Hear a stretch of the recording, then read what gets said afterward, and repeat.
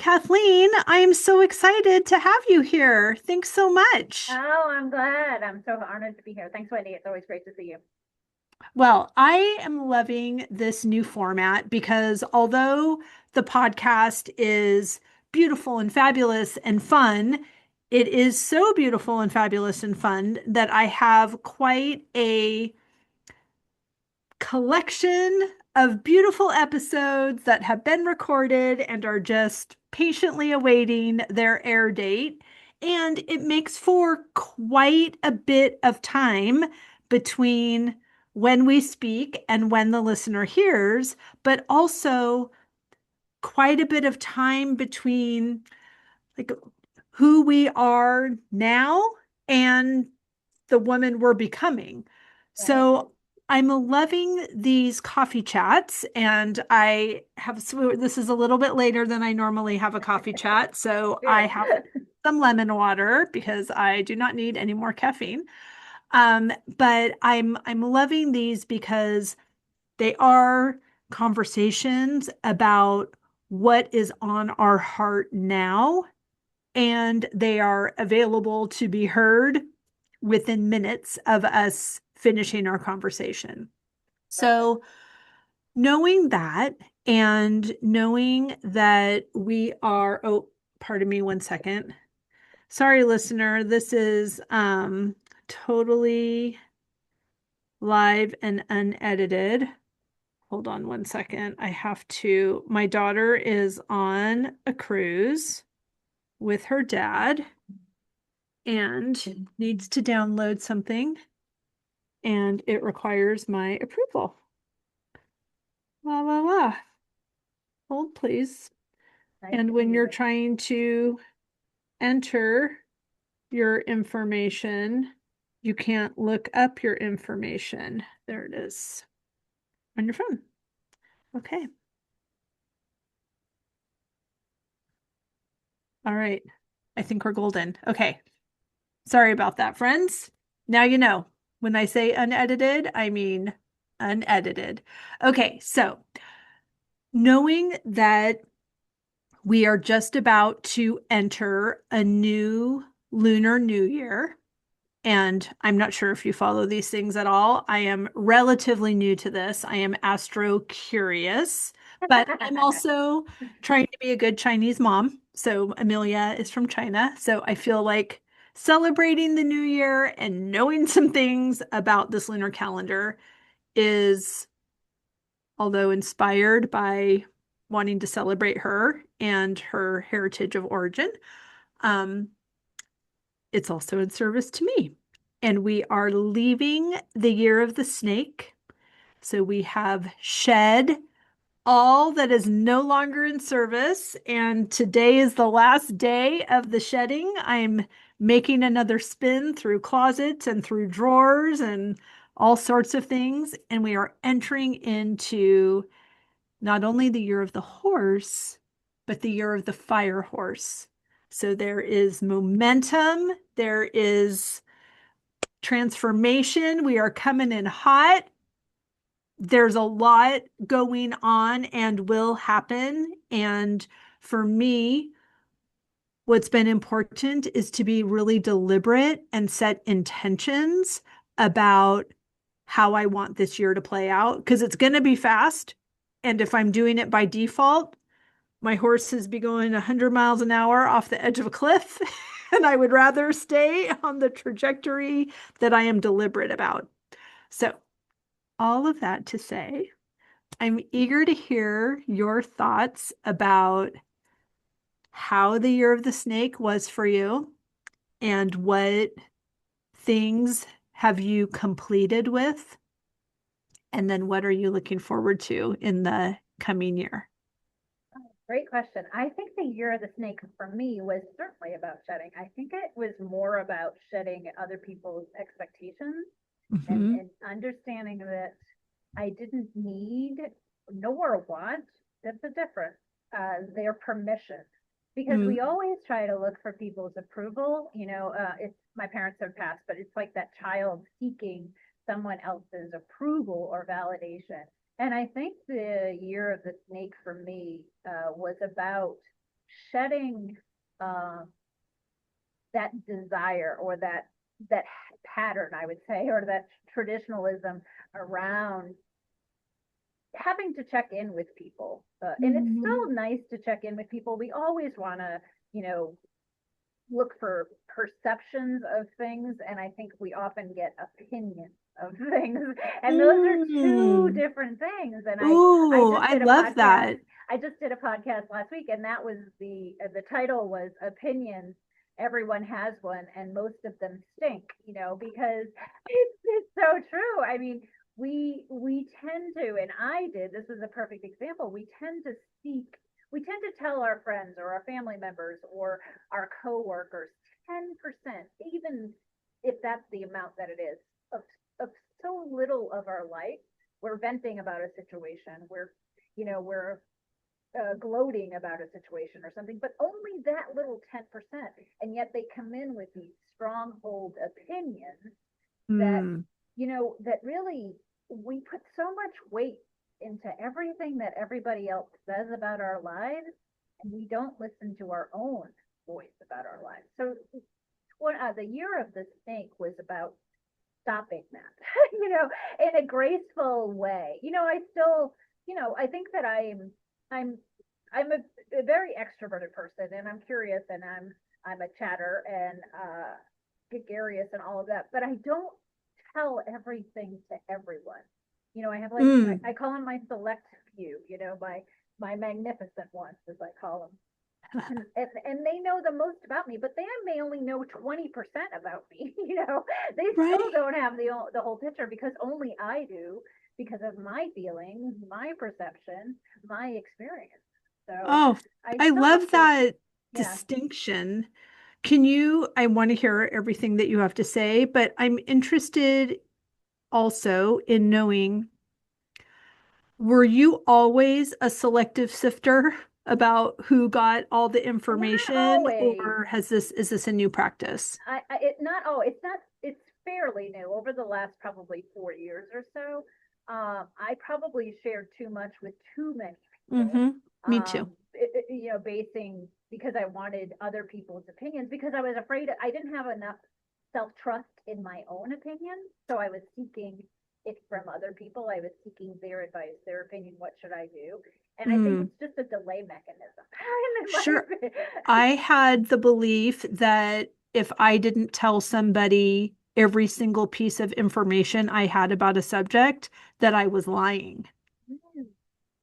No, I wasn't that. I mean, that's a great way. I don't remember feeling that. I remember feeling. That's good. I It's think really it was messed up more. to I feel think that it was way. more of like a almost a procrastination. Like a Ooh, delay, interesting. like a Yeah. delay mechanism. Like, hey, I got five more people to tell. I don't have to make that decision because I haven't told everybody it yet. Oh. I haven't weighed everybody's how it impacts everybody else. So I think to me, I used it as a stalling mechanism.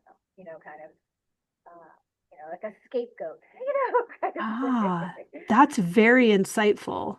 Yeah, it was, and painful, because you get stuck a lot, because there's everybody you meet you want to tell something to, right? You want to Right. you want to share your life, and so I don't anymore. I find a lot more peace with silence than I ever have.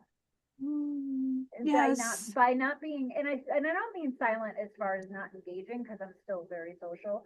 It more about not being triggered, not being reactive. Mm, yeah. I think that was a layer of shedding that I did with the year of the snake, was not having realizing when somebody else and myself were trying to control a situation.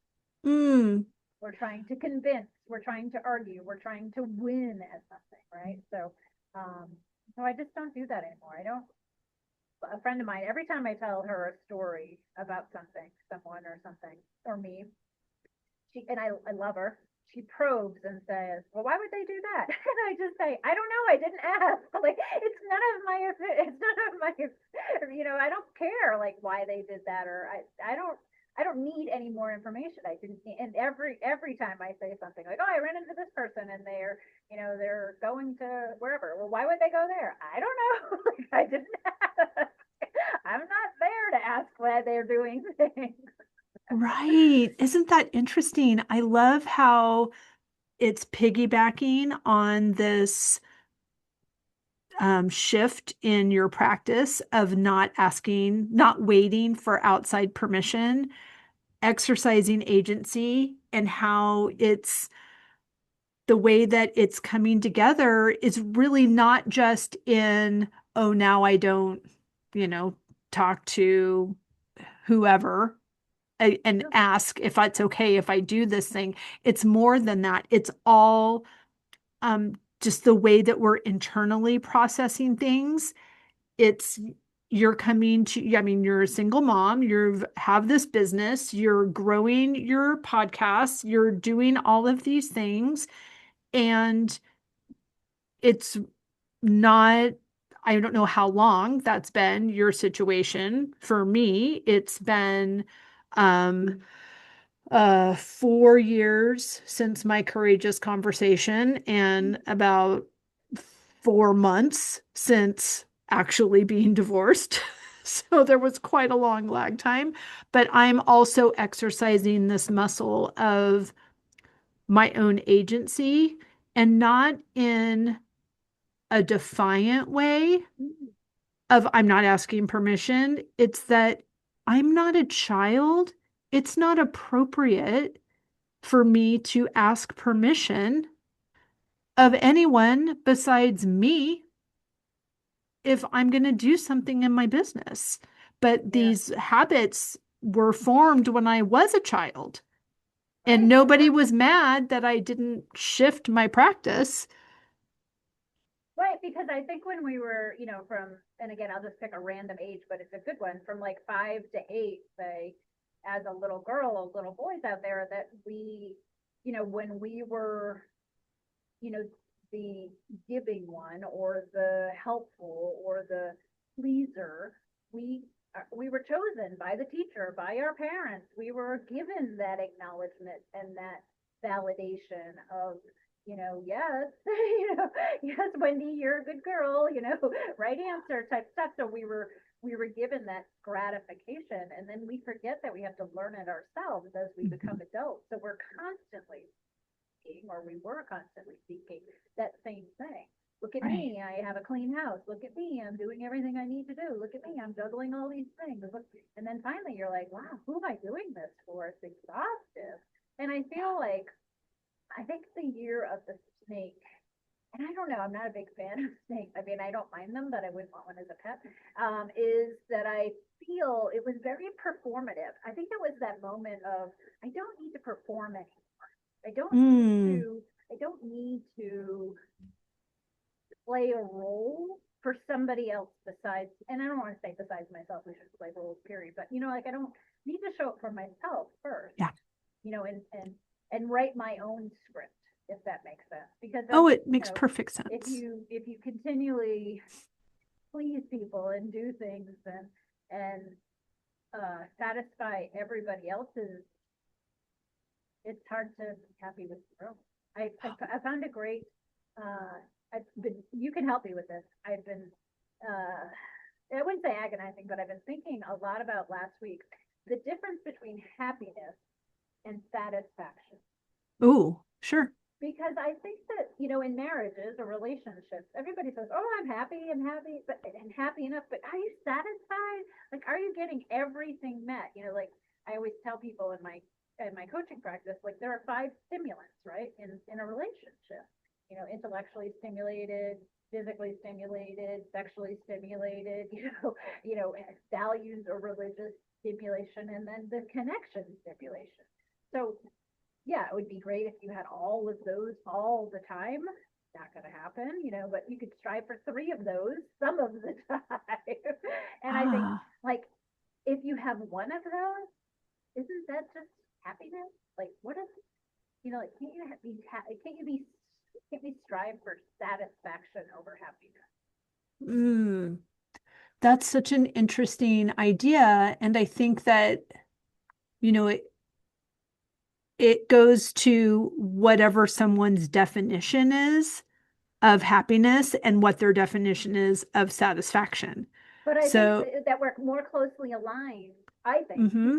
you can argue, you can help me with this because this is what I meant. That I think there's more subjectivity with happiness than there is of satisfaction.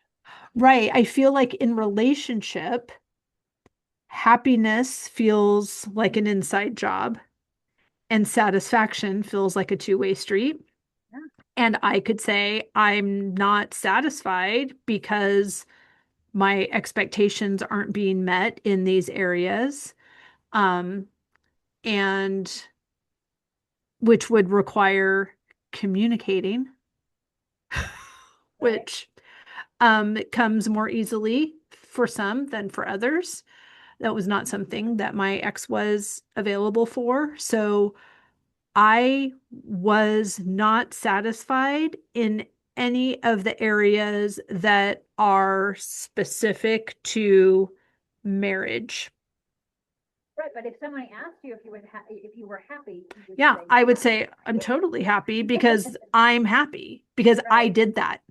Right. Because you're a happy person, right? Because I'm a happy person That and I does. brought my happy with me, and I wasn't going to let this experience suck the happy out of me because it's all I had. But I didn't know that.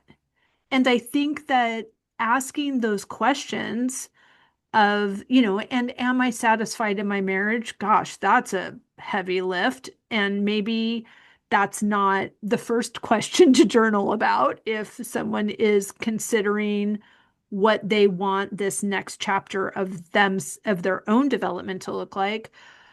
But it could maybe a side door entrance to that could be, what am I tolerating that Right. I don't want to normalize? What did I tolerate in Oh, normalize it. 2025 that Yeah. I don't want to normalize in 2026? Yeah, and I also back to your comment about being happy. I mean, I feel like I'm a happy person. People told me that, I have great energy and you're always bubbly and all that kind of stuff. But misery loves company.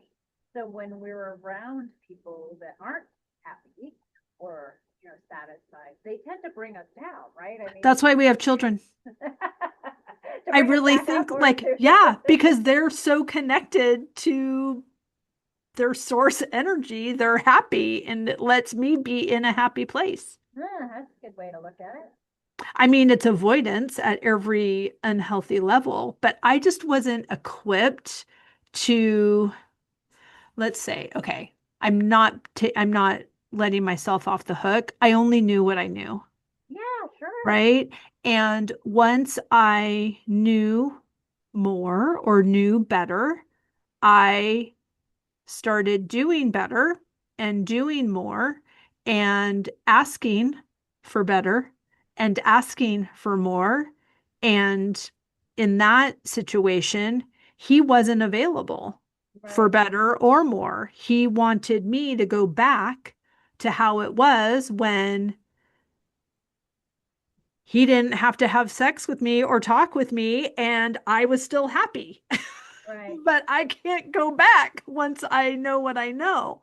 So, there are so many elements to, especially in relationship, but this, for me, paradigm shift of prioritizing myself, my satisfaction, my needs, not outsourcing my satisfaction, but really investigating, who am I now?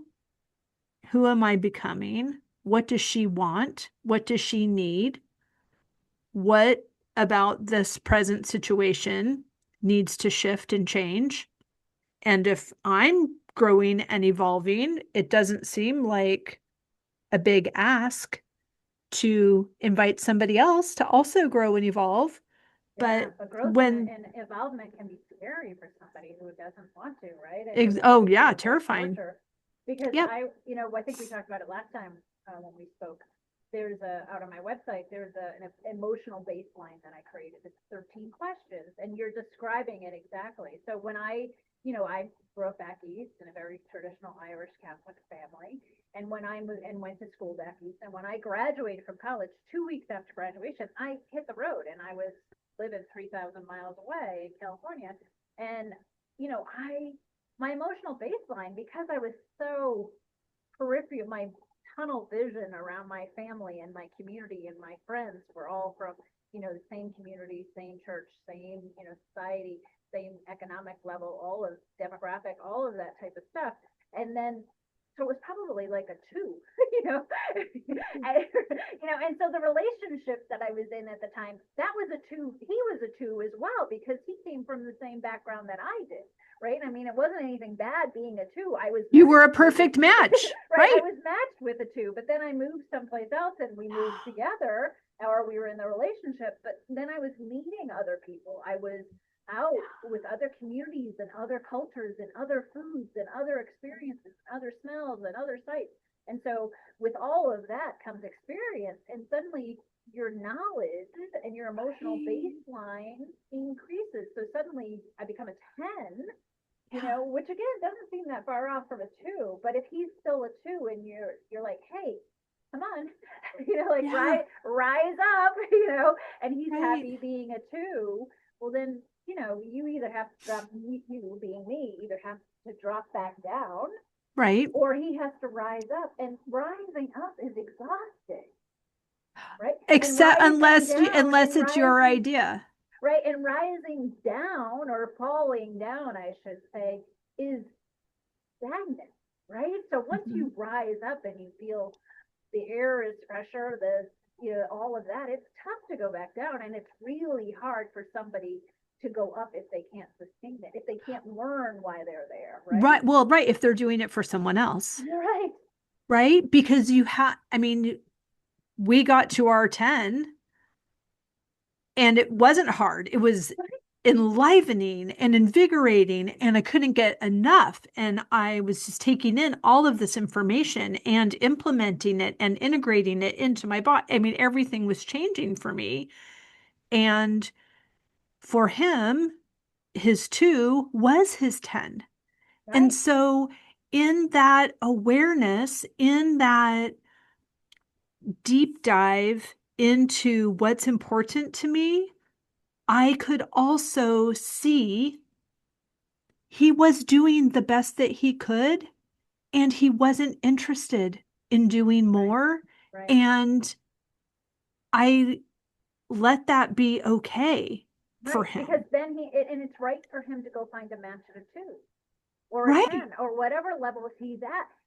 Because our energy, our magnetism will draw those people too. You met him Totally. when you were at the same level. You just happened to, evolve and grow a little bit faster at a pace than he could, or he Or wanted in a to, or different direction. yeah, it Like it doesn't make it, wasn't, there's no wrong or right. But I find clients, I have a client that talks about, you know, I think that they probably outside of the house are probably a 60, if that makes sense. Like they're just a different person at work, different person in the community, different person in their hobbies, all of that type of stuff. But they get home and their partner's like a 40.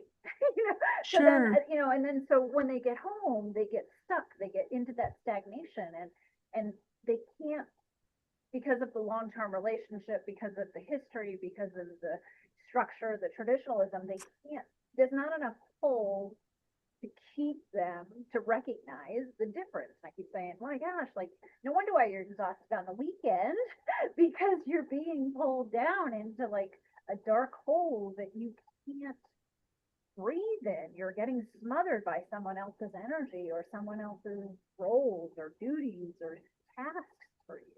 And then when you Right. leave the house, you become free, Yeah. not in a relationship wise, but in a spirit wise. And so you just get it's like every day, Yeah. if they had a break between that time period of going home longer than 8 hours or 10 hours, they may be able to feel the freedom or the breath or the fresh air a little bit longer. But it's like work, home, and then they get pulled back down and their Mm, obligations and into their duties. But until they have that aha moment for themselves or hit rock bottom. Again, another subjective thing that we can talk about all day is, what is everybody's rock bottom, right? Right. And does it have to be as brutal as that sounds? No, I don't think so. I hope Right? not. It doesn't have to be trauma and drama and chaos. It can just be. Right. I It can. think it it can be easier than trauma and drama, but it begins with, in my estimation, in opinion, it begins with a personal alignment, a knowing, um, reckoning and identifying what it is that we want and what are the characteristics of the woman I'm becoming, and does this current environment support that? Right. And I think that one thing that immediately would come to mind is I don't have a choice. Like, I'm married to this person. I don't have a choice. My child is 5. I don't have a choice.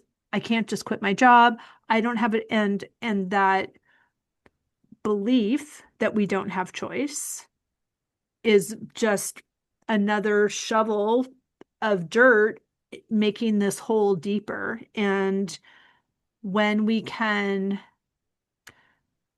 float above, get a better perspective of what's happening, and rewrite narratives that are not in service. And I get like this conversation could be so triggering. Someone could be yelling at their phone, thinking they're yelling at me right now about how you can't just do this. And I am saying that 98% of my life, so many people are saying you can't just do that. And I am doing that.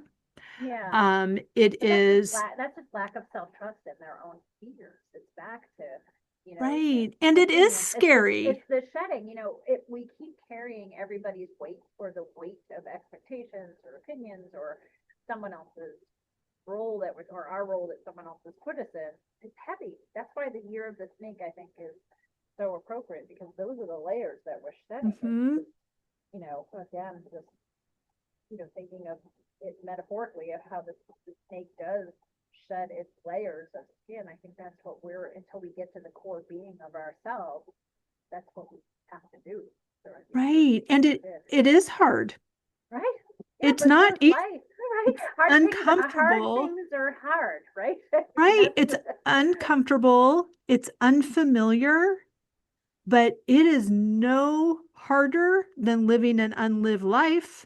Oh, I think it's so much. I think once you start, I think the hardest part about the heart is starting. I think Yeah. people are just get again opinions and waiting for perspectives and all of those other things and procrastination and fear. I think that we can make a million excuses of not to start. I Right. can't. I won't. I don't know. It's all because of fear. We can, you know, I have read books. We all do, but probably 30 years ago, there was a book I read, and part of it was The Course of Miracles, and it was Yes. about conscious thinking and being collectively attached. But part of it was about really just taking down two emotions, that everything is either Yep. love or That's fear, right. right? It's So love or dismantling fear. dismantling a thought system based on fear and rebuilding it with a thought system based on love. Yeah, two emotions, fear or I'm love. going What do you through the actually Course get? in Miracles for the Oh, 4th time. yeah, it was. I should do it again, because there's a church out here in Colorado that is one of their Western churches, and I was a practitioner and a facilitator there, and very involved in the church. Um, so impactful that you could really, you're in charge of your own destiny, right? Yeah. change your thoughts, change your mind, change your life. I mean, that's their motto, right? It's true.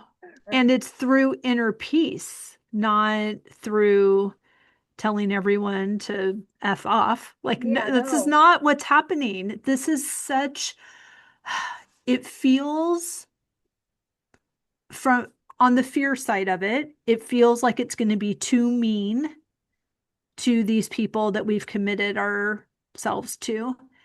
And really, in retrospect, and actually I got into alignment before I had my courageous conversation. It took me 9 months of sitting in that question. It was the most compassionate thing that I could do, was to end my 22-year marriage. That Right. was the most compassionate thing. My courage set both of us free.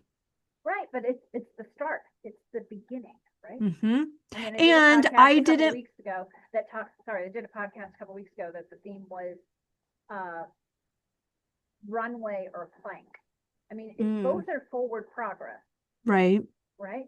Yeah. One is done with confidence, maybe posture, you know, a head up, you know, shoulders down, you know, Intention. and the other one is done with fear, right? So love and fear. And I was talking to this client and I was describing the runway or plank, and she was like, oh, and she went right to, like, you know, Paris or the, you know, Milan runways, and was thinking about all the supermodels. And I was like, no, no, it's your kitchen threshold. It's going, you know, it's how you walk into the house. It's how you present yourself.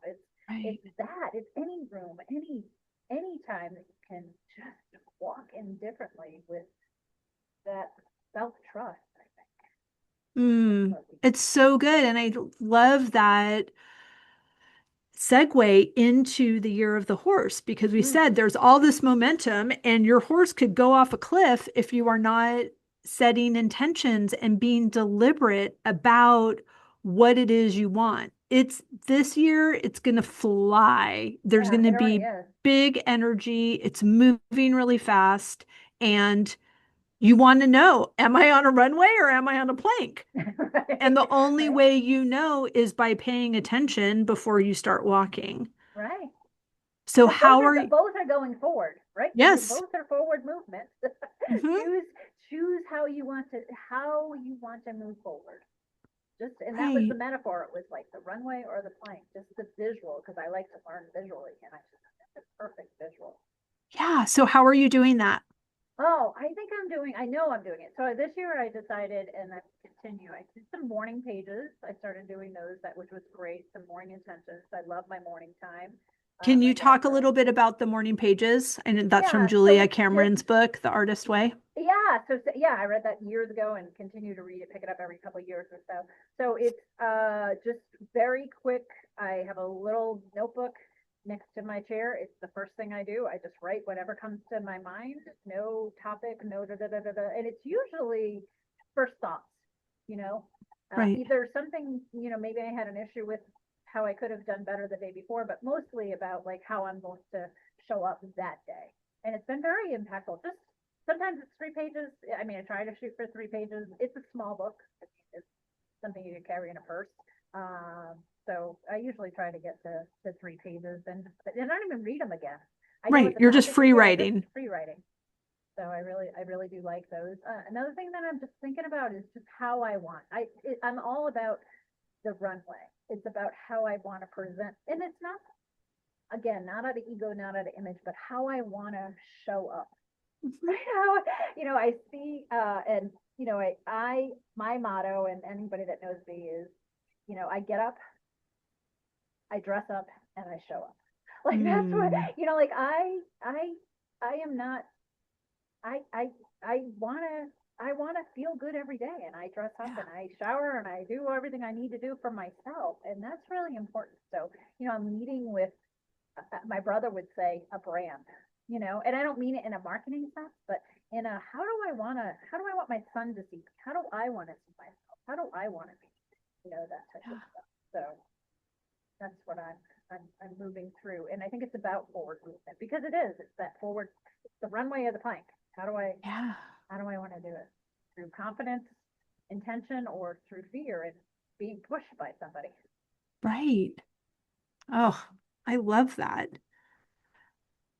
I think this year, I'm also in with the year of the horse. I'm Mm-hmm. also in my second Saturn return, which is another astro curious thing that I'm learning.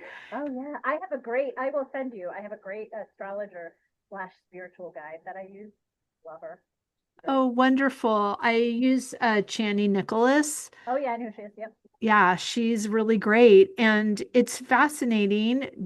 I guess we have three Saturn returns in our lifetime. They happen Right, every 29 and a half years. right. And it's just fascinating to me to be who I am, know what I know, and to be intentional, be aware, and move forward with all of that. And as I look back, especially my first Saturn return when I was 29 and a half, and the things that were happening in my life, and I was actually in the process of divorcing my first husband, which I think is very fascinating that my Saturn returns are corresponding with that Consistent. action. Yeah, I'm very consistent. Um, so I think that's interesting. But when I see all of the development that happened in the last 29 and a half years and to project that going forward from the level of awareness that I have now, I'm very excited. Yeah. I think this is the first time that I can say, and I know we talked about this last time too, I feel it, I have a sense of alignment going in Yes. with this new year. And I think that's when I look at a horse, when you look at a horse and how they run and how beautiful and how they canter and they go full trot and all that. I just think of how aligned they are. You never see a horse like off of filter. I mean, you can if they're hurt and all of those types of things, but they just are magnificent how they carry themselves. And that's how I think about with the year of the horse, the fire horse. It's just how focused and how purposeful and intentional and just beautiful and yeah, but controlled. And I don't mean controlling people, but in purpose, I would Focused. say. Yeah, focused. So that's Yeah. how I think this year is going to be. Um, it's about a lot of things. It's about the beauty and it's like the gentle strength, because Mm-hmm. you look at a horse and you know how powerful they are. And if you've ever ridden one, there's it really do you a lot of harm. I mean, just one turn of the head could, knock you right over. And certainly a foot could do a lot of damage, but a hoof. Um, but they're just they don't want to hurt you. They just are so intentful themselves and how they move and how I've ridden horses, and it's one of the few animals besides a dog, I think, that can pick up your intuition, Mm-hmm. your energy. Not intuition, but your energy. I think that I had a sister-in-law that wanted to ride with me when I was riding quite a bit, and she was just really nervous, and you could tell, and you could just see it on her. And I said, the horse is gonna, like he's going to, feel that, and you're going to make him anxious because he's going to feel your energy. And, she finally didn't ride because she was so, and the horse was, she couldn't settle and the horse couldn't settle. And I was like, this doesn't sound like a good combination. Like, he's not going Right. to hurt you, but he's not going to enjoy it and you're not going to enjoy it. So Right. let's not torture yourself. Right. And it's okay to not do something because it won't be enjoyable. Yeah, Like you right. don't have to wait until you're hurt before you dismount. Right. Yeah. Or get thrown, heaven forbid, right? Yeah. Right. Everything can be done. Back to your, conversation, how you said it, compassionate conversation. It's about being graceful. It's about choosing grace. I think that our society, and I don't want to get into politics, we're lacking grace right now. Just in that in that mode of go or something. Hope we get back to being kind again, graceful again. Yeah, I'm just going to keep being gracious and kind. Yeah, hopefully it's contagious, right? It is Hopefully. contagious, and I'm not going to give my energy or focus to anything that is not kind and gracious. Right, and you're going to bow out gracefully. I mean, Yes, I am. it's different to say, I can't, in a huff and tough way, like I can't have this conversation. You're not healthy, or this isn't productive. No, I'm going It to might not focus be. on the part of them that is enjoyable. And Right. if I can't find it, I'm going to excuse myself from the conversation Good for you. because it's agency. Right. I love And that I word. You do use that word a lot in very appropriate ways. I think it's a thank great word. you. It was a very empowering principle for me to understand. I didn't know what that meant. And tell me what it means for you. It means that I get to decide Yeah, and I have power and I don't need somebody else's buy-in before what is best for me is actually best for me. right. I get to decide. And in that, at first, I mean, it's awkward until it's elegant. So at first, I was very concerned that it was going to be selfish and that it was going to, my yes was going to be a no to everything else. And that's not how it was. One person in alignment, operating in love and grace and kindness and respect is more powerful than many out of alignment. Right. And that understanding, that practice, that mastery comes from repetition. So I kept stepping into stopping, changing my habit of outsourcing all of my power, of waiting for somebody else to say yes or give me permission to act on my good idea. It didn't have, it didn't hurt them or hinder them whether I did it or not. And I was just waiting, like the good girl doing Right. cartwheels in the living room to entertain the dinner guests, waiting for them to say yes. And they didn't even know that I was waiting. Like it was Right. all just I created this whole scenario that made everybody else responsible for me being small. And that is not how it is. I am responsible for being small or being bold. And that is using my agency not to hurt anybody, but to live my life. Right. And it makes me a better mom. I Right. am the best ex-wife on the planet. I have so much compassion. I have so much gratitude for the co-parenting. I want to be supportive of my daughter's experience when she's with her dad. I want to be supportive of the woman she's becoming. I am, and I'm just interested in your thoughts about this and if you experience it at all, in your co-parenting. I'm very, um, in my alignment. I am very connected to my daughter, and I am very appreciative and in awe of her personal agency. And in fact, that's interesting because as I'm saying that, I'm thinking my mom has always been that way to me. Oh, you're It's lucky. really You're very beautiful. lucky. Yes, yes, Yeah. I will Yeah. What a send gift. her a thank you note when we're done. Um, and when I get a call from her dad about a co-parenting situation and he has a desired way that he wants me to handle a situation, and I feel like if I do that, ugh, it hurts my chest right now. I feel like I'm picking him over picking her. And I am not picking her because, oh, I want to be her friend and I want her to think I'm the cool mom. It's because she is in alignment with this decision and I support that. That feels like someone stepping on my chest. Are you experiencing that at all in I think your it's co-parenting? mostly about. I think it's mostly about the. And I find it a lot with my clients as well. It's like the. I don't know if it's a male female, like or like it's almost like a generational thing, that I don't get. Like I'm not tied. I grew up with that. I'm not tied to that. I'm your mother, so you have to listen. Because I said so. Those just ring into my ears.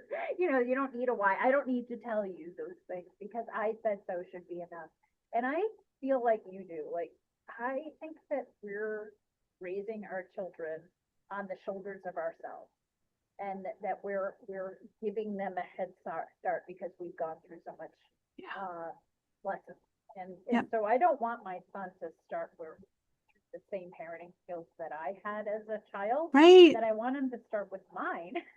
So I want him to, so I believe in collaboration Yeah. and communication, and that he should have a voice, and that things should be discussed as a family, as we're, when things go off the rails for negotiating in any relationship, or those types of things, that we circle back, like that didn't Yeah. feel good. And I was saying I often ask, and often doesn't mean every day or every week, but I do ask my son, like, how am I doing? Like, I only have Mm. one child, as you do. You only have Mm-hmm. one child. And so it's Yep. important to do a check, as we would with any relationship. Like, how am I doing? And how am I doing as a mom? And sometimes he'll say, it's great, you're fine, or you're great, good. And sometimes he'll say, well, I didn't like that you said no to this, or I didn't like that we argued about that. And those are important too, instead of Yeah. jumping on and defending why I said no, or why we got off the rails in that negotiation or those fights. It's that we talk about, okay, well, tell me what you didn't like about it. How can I improve? How can we not do that next time? What Yeah. can I do differently? And Right. what can you do differently, so that we're Yeah. not feeling like this afterwards? And it's so Yes. important, because I think in any relationship, whether it be parenting, co-parenting, or work relationship, we never ask, how am I doing? How am I? How do you feel right now about, Yeah. or about how things are going, or what can I do? I often ask people, and my employees, people that know me for a long time, I've had people work with me for 10 or 15 years, and when they go to leave or they transition to another boss or something, they'll say, "You're the only one that asks me probably every day how you can help." Mm. No one else ever asks that. Right. It's always, what can somebody else do for them? And I'm Yeah. like, oh, that's so powerful. Like, I'm glad they said that, because I do want to be that person. I might not know the answers, but I say to my son, like, how can I be better for you? How can I support you? How can I? Right. Because we're not asking those questions because we want some validation about how we're doing and we're unsure. That is a communication strategy. That is, those questions would have been really successful in my marriage. Right. So, yes, I am teaching her relationship strategy based on personal alignment. So if my son will say to me, like, "Mom, stop asking," he's a teenager, "Oh, Mom," Yeah, that same. kind of stuff, and I say, "Chase, I only have one son. I don't know the answers. If I knew how I was doing, or how I could support you more, I would Right. be doing it." Yeah, More doesn't mean that that's what you need. Like, I want to make sure I'm giving you the support, not just more of it, the support you need, exactly. because maybe, I'm giving you tools that you already have, and I'm jamming them down your throat, or kicking you in the head with them, or Well, something. right. And support is different. It changes based on so many different ingredients every day, multiple times a day. I love that you use that word because I recently shifted in my communications with Amelia. I felt first, she's an introvert, so I have a lot of words and it's a lot. I chose again. I'm big in astrology. I chose Chase's birth time. I Oh, you backed did. I backed into my C-section, Well because done. I wanted him to be an extrovert. That's Because I, hilarious. through my studies of astrology, and through myself and everything I've learned over 30 years, I went to my first astrologer or tarot card reader when I was 12. I snuck in. My best friend, who was also Catholic at the time, would not cross the threshold, because Right. Slippery she didn't want to slopes to have the gates of hell. That's right. she didn't want to get in trouble. And I went right in, and I loved it that first time, and I love it every single time. Yeah. But the closer you're born to the sun, the more extroverted you are. So I was trying so hard to Yeah. get Oh, that's so funny. him. Yes. As I'm talking to her and I am asking her 8,000 questions because I'm just getting yes and no. It's like, well, if you like I don't throw know. me I a don't whole know. sentence, then if you don't know, that just means you need more time. So, okay, how about now? Now do you know? Or more questions. Yeah. What don't you know? Let's start there then.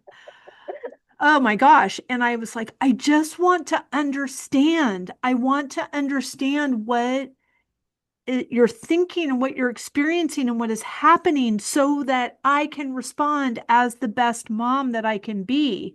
And then I realized that's not her work.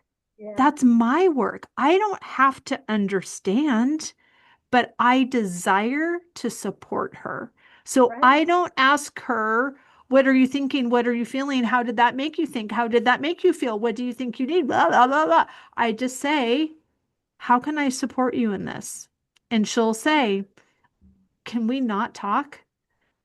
And I say, okay,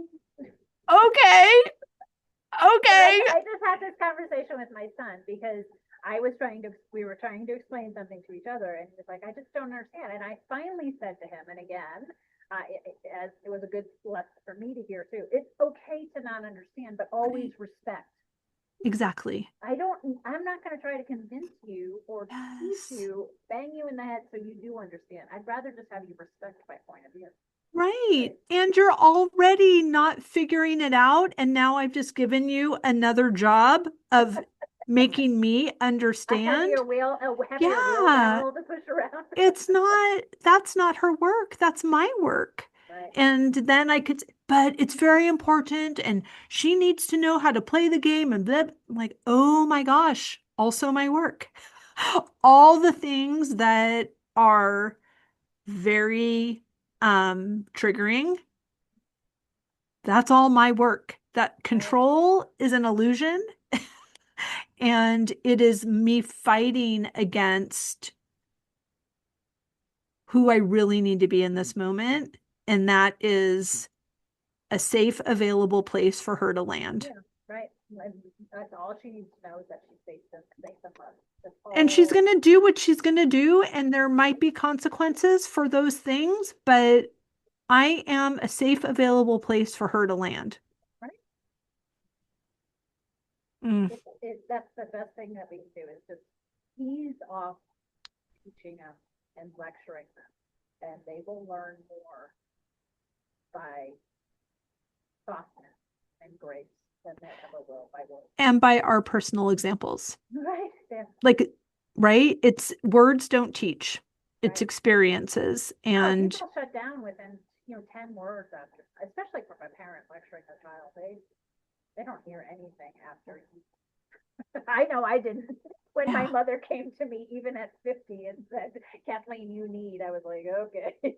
right. I just remember you're not leaving this house in that outfit. Like, okay, well, I'm leaving this house with this outfit in my handbag then. Right. I'll go change. Stomp, stomp, You're just stomp. making this more Fold, fold, more fold. creative on my end. Right? And now look at me. I'm so creative. Right, but we have to. It's that rebellion. If they tell us not to do it, then we're going to find a creative way to do it and to learn further. Right. Okay. Oh my gosh. It's I so know. good. I know. It's like there's so much that we could talk about of all of these things, but I'm so grateful for your time. Thank you Oh, I so appreciate it. much. Let's do it Is again. there anything that you are working on that you want to invite people into? I'm doing a podcast. You can find it on any of your streaming services that just search Chasing Purpose. I do it live Tuesday morning, 1 o'clock East Coast time, 15 minutes. So it's me with my metaphors and analogies and this week's is stay out of my hula hoop about Okay. setting boundaries. So it's going to Okay. be a good one tomorrow. Yeah, so you can go out to my website at chasingpurpose.com, and your viewers and listeners can book a session with me, see what I have to do, take the emotional baseline. It's always fun to see where you are and have your really quick 13 questions, 2 minutes. It's just an informative, no pass or fail. Tells you where you are and kind of your line from 1 to 100. What you think might be emotionally on your baseline. Amazing. Well, we Yeah. will link all of that in the description, but thank you so much, Yeah, Kathleen. I thanks. love Thanks, this Wendy. Me conversation. too.